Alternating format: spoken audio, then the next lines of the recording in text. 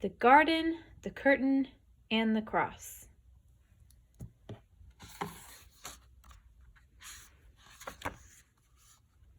A very long time ago, right here in this world, there was a garden.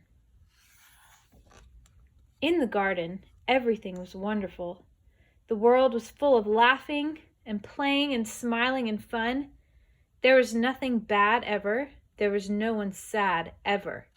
And best of all, God was there. Hello, Adam. Hello, Eve.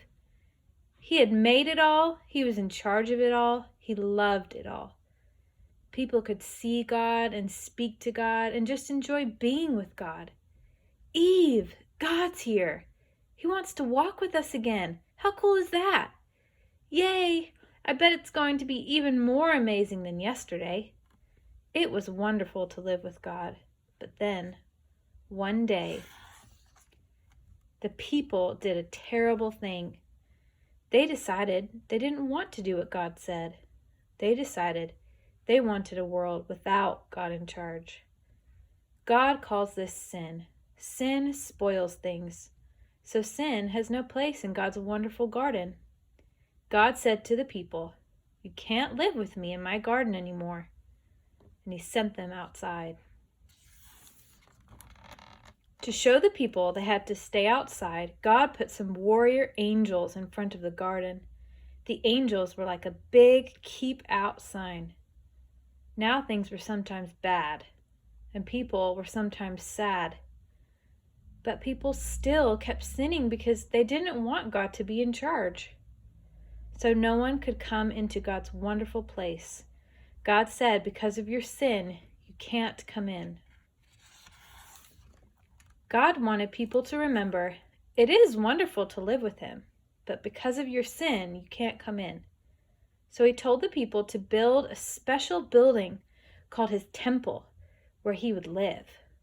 In the middle of the temple was the most wonderful place in the world, the place where God was, with nothing bad and nothing sad. It was very exciting. But then God told people to put a big curtain around this wonderful place. The curtain had pictures of warrior angels on it. It was a big keep out sign. For hundreds of years, the temple curtain reminded people that God said, it is wonderful to live with him, but because of your sin, you can't come in.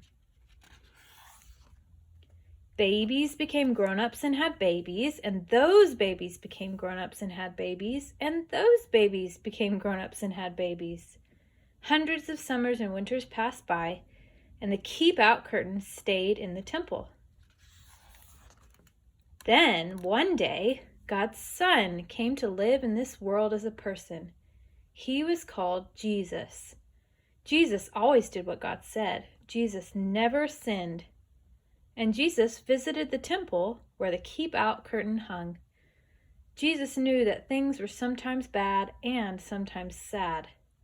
Jesus said that God had sent him to open the way back to God's wonderful place, where there would be nothing bad and no one sad. But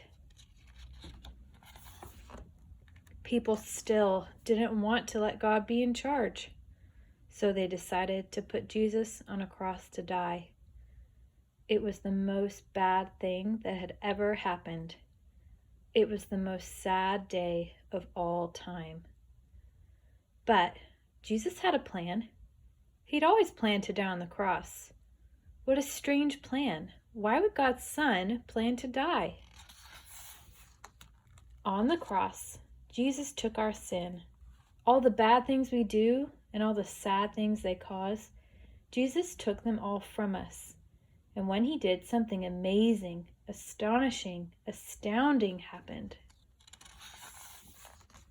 The curtain tore. God had ripped up the keep out sign.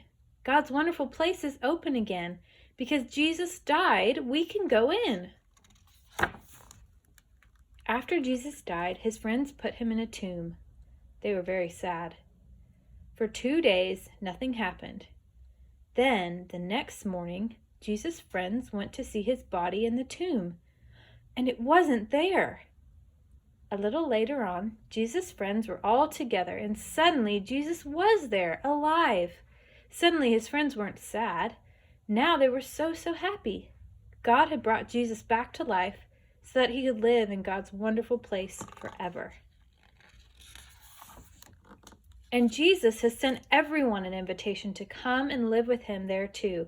He tells us, God says it is wonderful to live with him, but because of your sin, you can't come in. But I died on the cross to take your sin, so all my friends can now come in. We can live with God forever. There will be nothing bad and no one sad. Come on in, friends.